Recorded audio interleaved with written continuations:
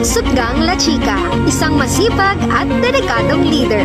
Sa loob ng 3 termino bilang mayor ng Kalibo na isa katuparan ang pagpapabuti ng drainage system, pagsesemento ng mga kalsada na nagkonekta sa mga barangay ng Kalibo, pagbubukas ng mga bagong kalsada upang mapabilis ang transportasyon ng mga produkto at serbisyo ng gobyerno. Ang mga proyektong ito ay nagdala ng malaking benepisyo sa mga mamamayan at nagbigay daan sa mas mabilis na pag-unlad ng bayan.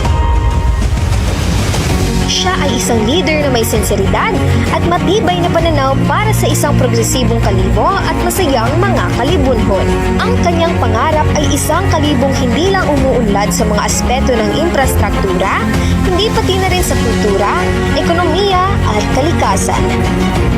Kinilala ang kanyang liderato sa maraming parangal at nagawa niya ang lahat ng ito nang walang iniwang utang. Isang patunay ng progresibong pamamahala. William Sutgang La Chica, isang masipag at dedikadong leader.